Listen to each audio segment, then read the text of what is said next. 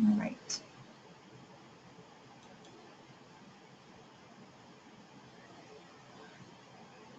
So this is a presentation on the sponsor-specific significant financial interest disclosures and management plan process. My name is Jacqueline Jansis. I'm the Director for Conflict of Interest in the Office of Vice Chancellor for Research. This training is really targeted at the research administrators who work with our processes and work with multiple investigators. Mostly you're working with the FCOI checklist process, but many times you have to get involved with getting investigators to get their disclosures and their training completed. So this is targeting those administrators who will be working with this process and helping you to understand the new online format for doing the disclosures. So an overview of this session, this is a demonstration of the sponsor-specific disclosure process using our Start My Disclosures online application. This is required by the university policy and the public health services regulations. We also have a tool to do management plans when we identify financial conflicts of interest that are related to specific research projects, and I will show you how that management plan process also works in the Start My Disclosures application. I'll also go over some updates with conflict of interest at the end of the presentation. So this is kind of the home screen that you'll see for Start My Disclosures. That's the URL that we have to the online application. Start My Disclosures started out with the report of non-university activities. You may be familiar with having done that process through Start My Disclosures, and now we're adding to the component the sponsor specific. So what we've done here is we've taken the paper versions of the significant financial interest disclosure, the Part 1, Part 2, which Part 2 was the management plan, Part 1 was the disclosure, and we are moving it over to an electronic format. If you look at the electronic format, it is built in a way that it's smart and you answer questions, it leads you to more questions, but basically we've taken a literal translation of the paper form and put it into an electronic process. This is a process that was started, or a software that was developed internally by our AITS, and we're targeting to release this on July 1. All right, so I want to go over to our website because I want to show you where some resources are that you can point investigators to be able to see a short training. So on the conflict of interest homepage on the OVCR site, we've added some links directly to Start My Disclosures. There has been a training video, brief training video introducing Start My Disclosures that we created last year, and now there is a new training video for the sponsor-specific disclosure process. It's about 7 minutes. It's worth reviewing if you have some time after this presentation to go in and review it. It's basically, we'll cover what I'm showing you today, but it's a good tool to point investigators to. Many times we get questions about how do I complete this? How do I submit multiple disclosures? This will show the investigator how to do the disclosure through the Start My Disclosures application. Right. So I'm going to log into the application, and this is the home screen. I am in actually a test environment, so I want to make sure you understand that I'm in a test environment. The real environment hasn't launched yet. It'll launch on this Friday. And you need to log in. You have to have a net ID to be able to access the Start My Disclosures application. There are resources available through ACCC to get help for your password, but if you don't have a net ID, and you can't access the system. So you come to a home screen. If you're an administrator, you would see a section to manage disclosures, but for most people, they'll just see managing personal disclosures. If you've never been into the application before, what you're going to first do is indicate your reporting requirements. So you're going to go through a short screening question to indicate who you are and what your reporting requirements are to the university. So in this case, I'm going to fly quickly through this and indicate that I'm academic staff, but I have no other involvement in research or family paid on my research. And I'm going to hit submit. And what you can see is it'll take you to the home screen for Start My Disclosures.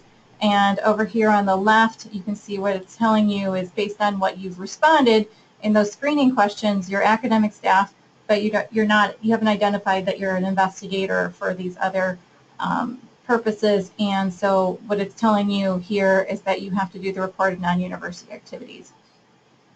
Now, because I want to do a sponsor-specific disclosure, I need to update this information and change this to yes for the question number 2, which is related to the public health services regulations. And so this is where investigators will need to identify that they are an investigator under the PHS, and they would need to do that sponsor-specific disclosure.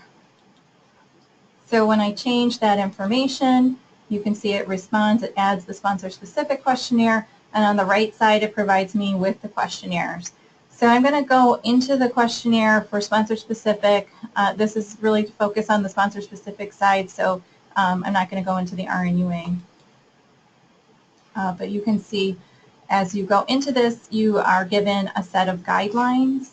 And this is the basic information that we've provided with the paper process, but we've also been able to expand this to make it more helpful and bring in information that we think would be good to have for the investigator, so they don't have to go anywhere outside the system, but they can look here to answer some of the basic questions.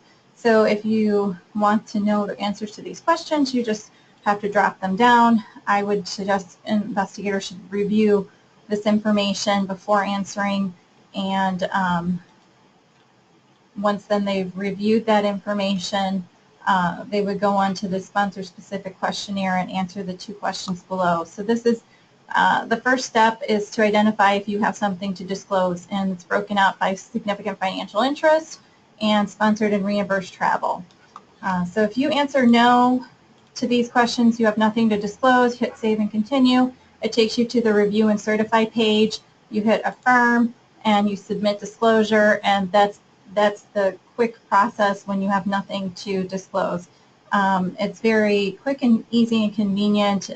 It will be able to be done on a smartphone or a like iPad, so it is available in different formats. But I did talk with our developers, and they said if there's something, you know, like a very detailed disclosure, you probably wouldn't want to use a smartphone for that disclosure. But if you have something, or you're just submitting nothing to disclose, you could definitely do this quickly on your smartphone. So I'm going to go back to the questionnaire so that I can change my responses and show you a disclosure for interest and also travel. So I'm going to change those responses to yes. I'm going to go into the system. It's going to take me to the page where we'll say this is the home page for listing significant financial interest and also listing your sponsored and reimbursed travel. It's broken out into 2 sections. As a reminder, you can view the guidelines that we provided previously up above. Again, these drop down, and there's also help links that'll take you over to COI resources. So like we have you can contact the COI office. You can access the conflict of interest website over here. So I'm going to go back into the screen where I'm going to list my significant financial interests. And I'm just going to add a couple financial interest examples. And I'm going to start with a pharma startup. And I'm going to answer information. This is something somebody has previously disclosed, so I'm taking somebody's disclosure and putting it in here. publicly held, and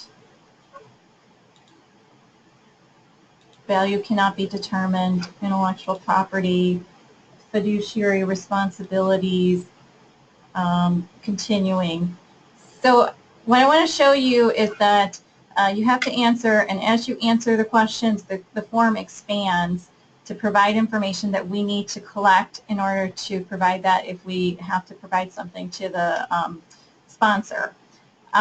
So I'm going to hit save and continue, and what you're going to see is that I'm getting an error because I didn't answer one of the questions. If you see the asterisk that's on the page, anything that has an asterisk has to be answered. So in this case, I have to answer the question, so I'm getting an error message, and there's validation throughout the application to make sure that all the questions get answered. So I'm going to click save and continue. It's collecting my information. I'm going to enter information about my intellectual property, and then indicate if it has a value. And then I can add multiple intellectual properties. So if I had multiple devices or multiple technologies related to my startup that I was licensing, I could enter those in here. You can drop this down. You can see what you've entered. You can edit. You can delete it. The functionality within the form is very helpful. So you hit save and continue, and it'll take you on to the next section of questions, which is related to your university responsibilities. And so this is where you would identify if it's related to your research or your scholarly expertise or your university responsibilities. And if the answer is no, you hit save and continue, and you continue on. But if I'm going to edit this and I'm going to say, yes, it is related, I'm going to change my response. You'll see that the form expands, and then you get asked additional questions. And then you have to indicate if it's related to research. In this case, I'm going to say no, but I'm going to say that it's related to your scholarly expertise but doesn't overlap. All right, so I'm going to hit save and continue. And at the end of submitting the, at the end of answering the questions related to this interest, you have the option to add an attachment or provide a comment. And so you could put text in, developed technology. And then you can click save and continue. This is all optional, adding attachments and adding comments. It's not required by the system, but we wanted to make sure there was some flexibility in the system that if the investigator needed to provide additional information that we weren't asking, you would have a place to add that information. So I'm going to add one more interest here and show you again how the form responds in this case.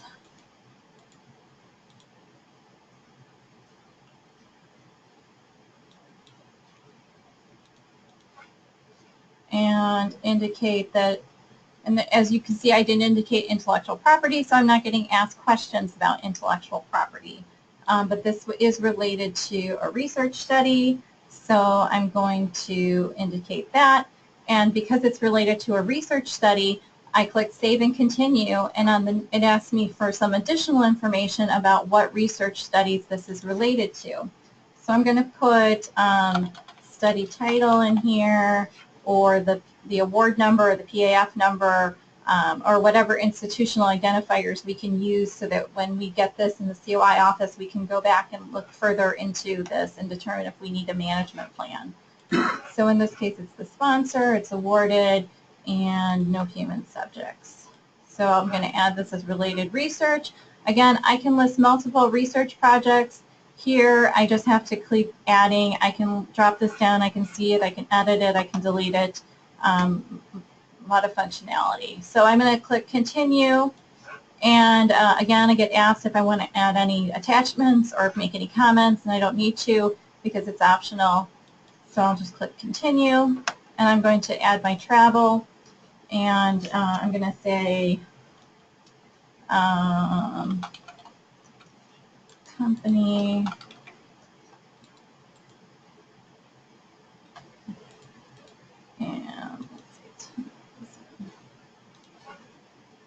and I just put this in. This is the information we have to collect related to travel.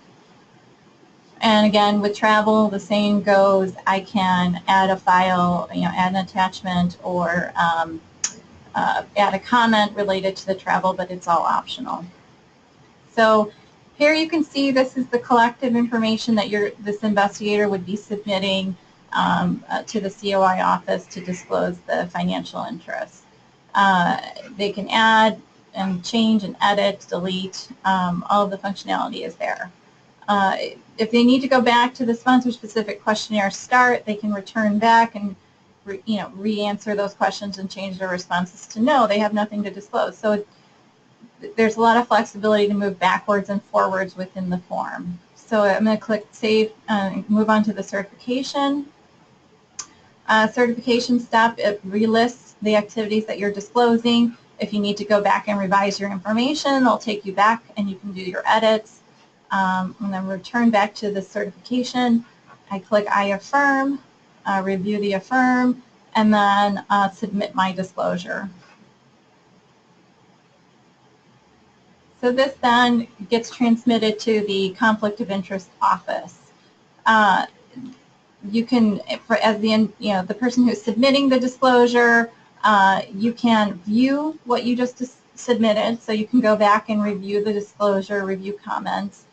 You can see the status of where your review is at this time for this disclosure. So it's in a submitted status, and as it moves through the system, it will change from submitted to approved, and then it'll show any future workflows if we needed to forward it up for review. All of that would be shown to the person who submitted the disclosure.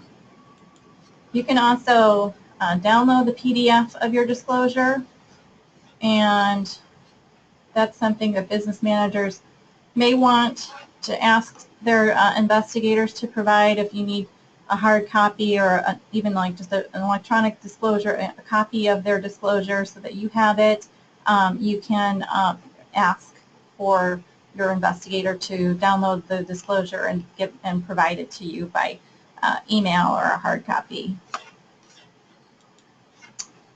All right. And the investigator returns back to the home screen. They can see that their disclosure is submitted status. Again, they can view disclosure here, but at this point they can't update or submit anything. So if they needed to change their disclosure, they would have to contact the conflict of interest office so that we could return their disclosure. Until it's in a completed status, they can't submit a new disclosure. So at this point, I'm going to switch over to the reviewer side of the application. And so at the conflict of interest office, I will see things coming in. Scott and I will both be able to see the disclosures that are with activities that are coming in. Anything that comes in as no activity reported will move immediately to the completed folder. So we're not opening those and reviewing those, but we will see anything that gets reported, and we'll have to look at those and move those over to the completed if we have no need to implement a management plan at this time. So basically what we will see is everything that's got submitted by that investigator. The expanding it, you can see all the information that gets submitted to the COI office is the same that the investigator provided. And we'll go through the process of indicating that it's okay or requesting a management plan. So because this one has research that's related to this technology and it reaches the significance threshold, we're going to request a management plan for that. So at this point, I'm going to hit continue. It's going to ask me to provide an explanation. We have some canned language that we provided that explains why we request management plans, and then we'll put in some specific information, and that this message will then get transmitted back to the investigator. So we hit this return to submitter. The submitter will actually, so the submitter is the investigator, will actually get an email from our Start My Disclosures application saying that a management plan has been requested and they need to go in and take action and do a management plan. So this then moves over to an awaiting response folder, and I'm going to switch back to the disclosure side. So the investigator who submitted that would then get a message which would say that the form has been returned and it either needs a management plan or it needs revisions. And they can go back into their sponsor-specific disclosure. They see the information related to why there's a request for management plan. They can also see comments from the COI office requesting the management plan. And then here they've divided this out into these things need attention and these things are complete. So they would go into the this item to start the management plan. They can see again that text from the COI office explaining what needs to be managed, and then they'll continue on to developing the management plan. And again, this is basically the same translation as we had for the paper process for a management plan. Everything here is basically the same. And we also added this project sponsor. We did put in some drop downs, but you could delete this and then just write whatever you need to write. A different letters or whatever you want to put in there. You can override that. So you'll indicate this information that we need to identify the study, provide award number. Again, you can see there's no asterisks here, so if you didn't provide it, it won't prevent you from moving forward, but we do need to identify if there's a sponsored project or IRB that needs to get reviewed, and this is part of the process. So I'm going to click Save and Continue. I'm going to indicate my role, and then provide the explanations that's required. You can see that these boxes, they drop down and they expand, so the investigator can expand that and see the response. And then as the management mechanisms, these are the standard management mechanisms that we've had on our form. Typically the first two sets of mechanisms have been required, and unless there are special circumstances or something's just directly not applicable, say someone's not an employee at the university, so they don't complete their RNUA. So they could uncheck that, but then they would explain, non-employed by university. So we would require an explanation if you unchecked any of these boxes. So those are the minimum things that need to get checked, and then as those that are applicable to the study, they would identify. And again, this has the built-in technology of as you answer questions, it will expand, and you'll have to indicate responses to those questions. And then management mechanisms related to human subjects research. Again, as you click these, they'll expand, and you have to provide additional information.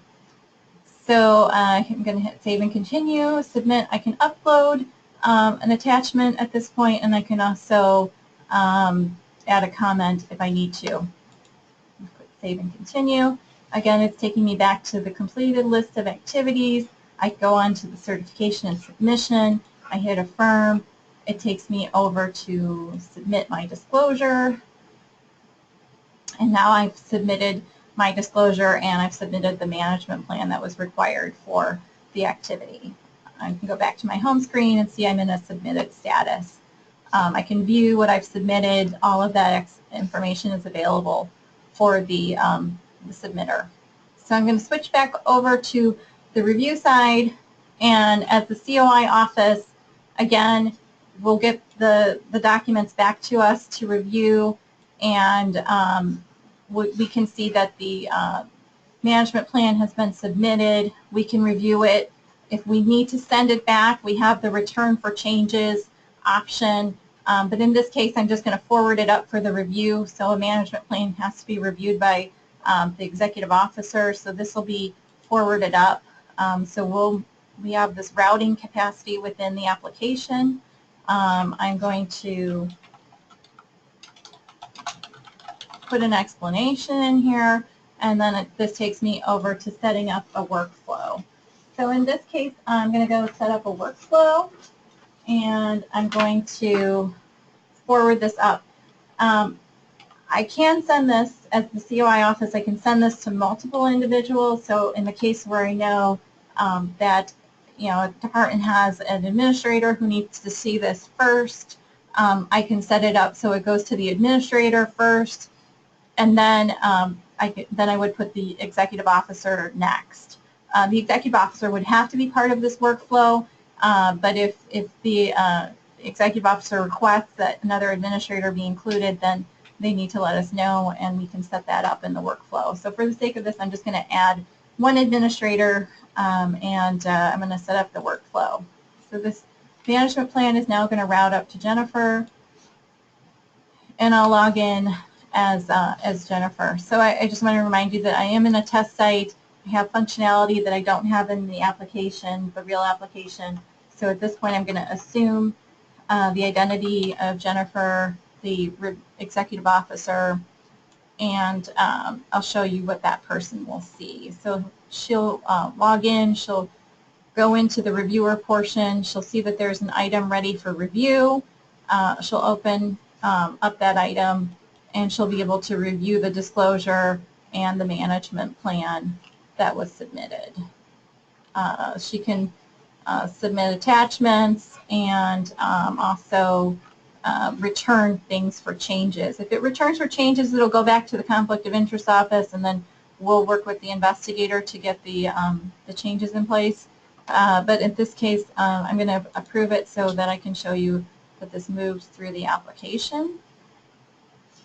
We have some canned language in for the executive officer, and the executive officer can write in any additional message or delete this message and replace it with their own message as needed. So the executive officer would then confirm the management plan, and the management plan would then move to the completed folder. So I'm going to exit this user. I'm going to return to the COI office. I'm going to return to the reviewer side, the review side of the COI office, and you can see that we've got the management plan back, and it's ready to be reviewed again by the COI office, and now I can see all of the items are ready to go. The management plan has been approved. There's nothing further for us to do, and we will hit continue, and the management plan then moves to the confirmed status, and it moves to the completed folder. And you can see that we have the disclosure and management plan available to us. And as the submitter, I can also go in and see, I'll get messages from the system that'll say when the disclosure was approved, and these can all be, deleted as needed to clean up the screen. But I can view the disclosure, and I can print it, and I can save a copy. I can also start a new disclosure now at this point. So in a nutshell, this is the application for submitting the sponsor-specific disclosure. So at this point, I'm going to return to our PowerPoint presentation and go over updates to the COI process, for submitting disclosures related to the public health services regulations. So subrecipient investigators, so we do have a number of subrecipient investigators that follow the University of Illinois policy on conflict of commitment and interest, which means that they submit disclosures to us. For most part, I don't believe many of them have university net IDs. You do have to have a university net ID to be able to access Start My Disclosures. So if there is no net ID for the subrecipient investigator, then they cannot use Start My Disclosure, and they would have to use a paper disclosure. So we will continue to have a PDF version available for the subrecipient investigators who are not part of the university and do not have net IDs to complete sponsor-specific disclosure. The FCOI checklist, which many of you are familiar with, will continue as a fillable PDF at this point. You'll still continue to fill out the form that we have and submit it to the COI office. We'll be updating this form with links to the Start My Disclosures, but nothing really will change on this form at this time. However, we do anticipate a release of an online version via Start My Disclosures by spring 2017. So that at that point we'll do some additional training and explain how that process will work via the online. FCOI training. This is we are in a period where we are about to see the expiration for several hundred investigators because the regulations require training every 4 years, and this is the first time we're hitting that 4-year window, and so we are going to see many investigators' trainings start to expire. We'll be sending out communications as the trainings get near to expiration. There are 2 training formats. One is the LMS, which is an in-house developed training module, and the other is CITI, and we're updating the LMS course. That'll be updated on July 1. We're also updating our tracking database, so our database is going to start identifying those that are nearing their expiration for their training, and our database will actually be generating email notifications. I think we're going to do it targeting like 60 days and 30 days, so there'll be multiple notifications to remind the investigator that they need to do their FCOI training. And then the CITI created a refresher course, which is a shorter course. And if you've gone in and you've taken the regular CITI COI training, then you will get a notification from CITI, and that comes about 2 months before the expiration of your CITI training, and CITI sends an email message, and it lets the investigator know that they need to go in, and CITI will automatically enroll the investigator in the COI refresher course.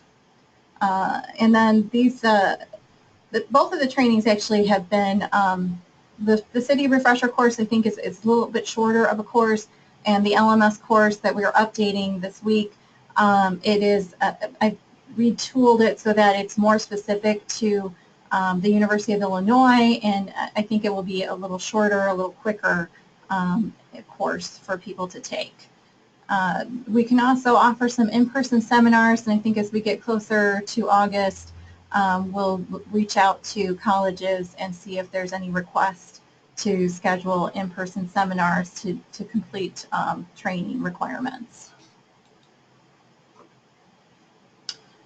The COI Business Manager's weekly report that we have weekly put up on our website, that will continue as normal, although I think what you'll see now is that as FCOI trainings expire, the report is going to be updated, so you're going to see maybe 1 week someone had their training current, and then the next week that training is now expired. So as trainings expire and as they occur, we'll be updating this report and tracking that information. We are redesigning the database and how we track this information, so there may be a slightly different look to the Business Manager's weekly report, but the basic function and information that's being provided will still be the same. So at the end of August, this is when we do the annual renewal of the SFI disclosures. And we will look from July 1, 2016 forward to count for the AY 17 disclosure year. Anything that's before July 1, 2016 will need to get updated. We have a list of investigators that we collected, contact information, and we'll send out a message communication like we did last year, and that will let investigators know that their training needs to be, or their disclosure needs to be renewed.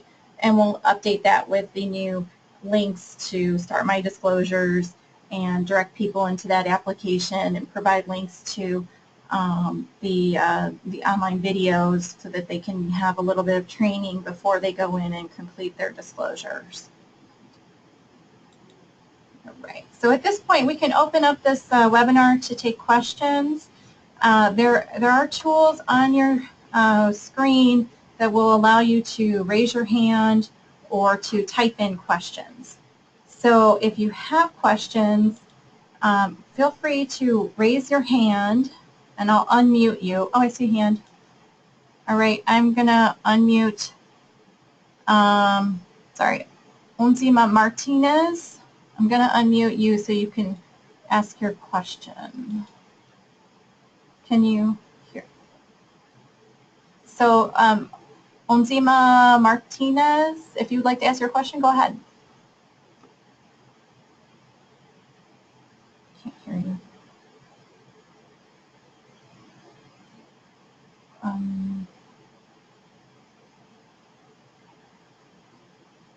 Okay. I can't hear you. I don't know if you are on mute.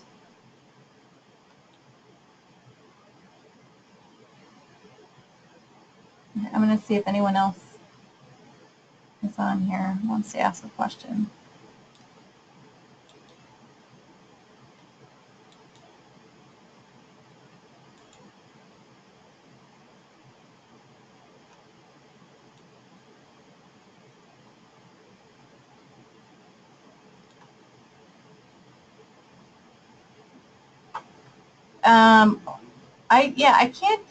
I can't hear you if you are asking the question. So maybe you don't have a question. If you have a question, maybe you could write into our COI office. We do have contact information, so if you would like to contact us and submit your questions to us, we're happy to get back to you.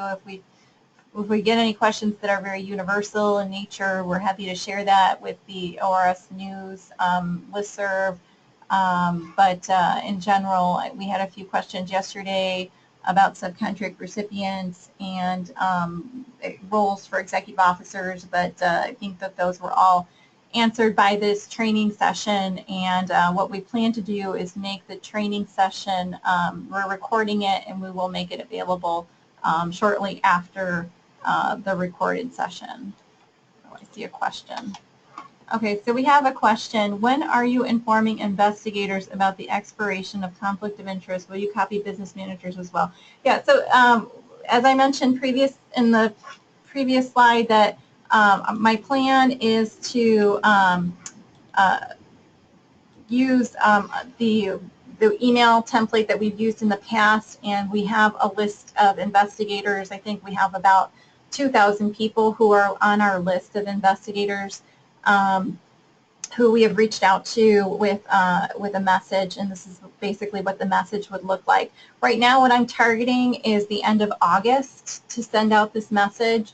It may be beginning of September. It really depends on when we release the updates for the RNUA process. My goal is to have the RNUA and the sponsor-specific available to the investigator to complete both at the same time, so that way that we reduce the amount of time that they have to go into the Start My Disclosures application and submit disclosures.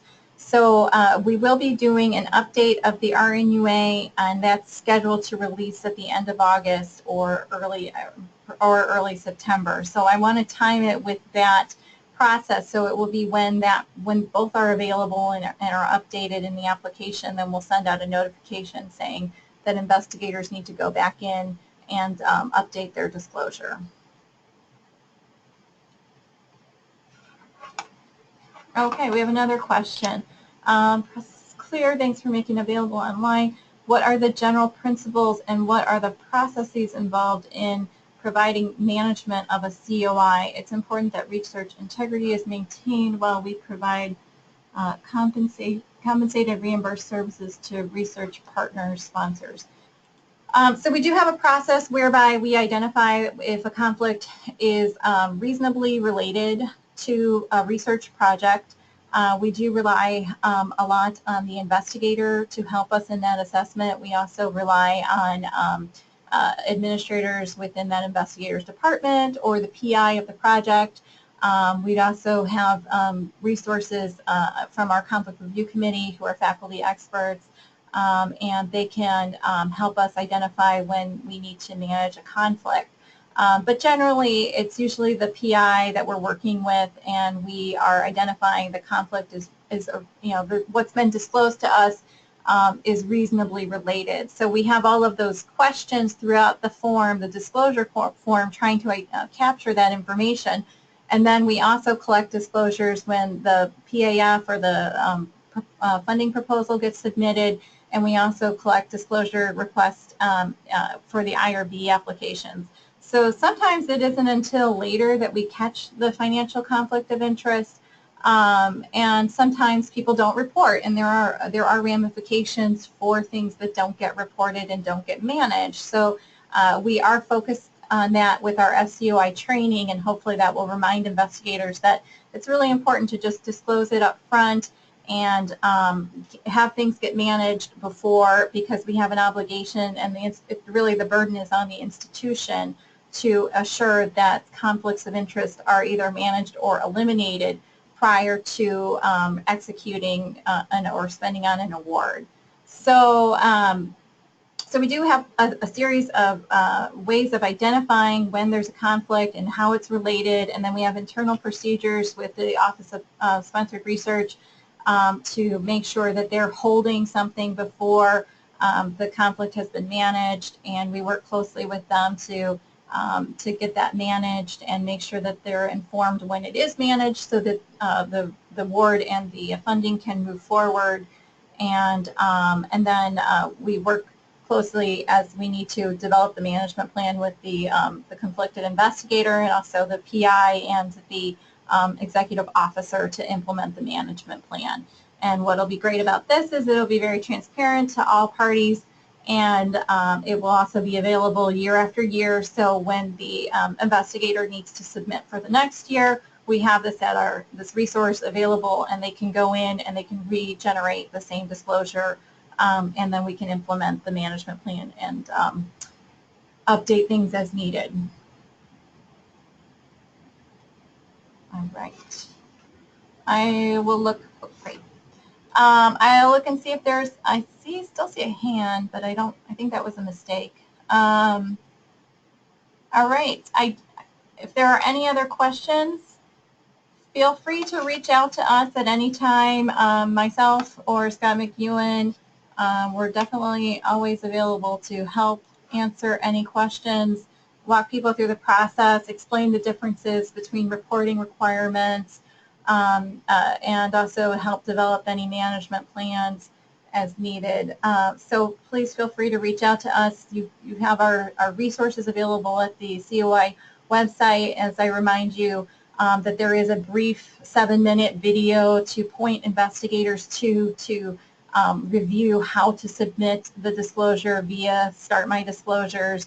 And then if you need to contact us, the best way is to use the COI at uic.edu, because that goes to both Scott and I, and we can one of us will be able to address your question. Great. So I don't see any further questions. I don't see any additional hands. At this point, I'm going to end the webinar, and we will try to make this recording available as soon as possible. Thank you, and have a great day.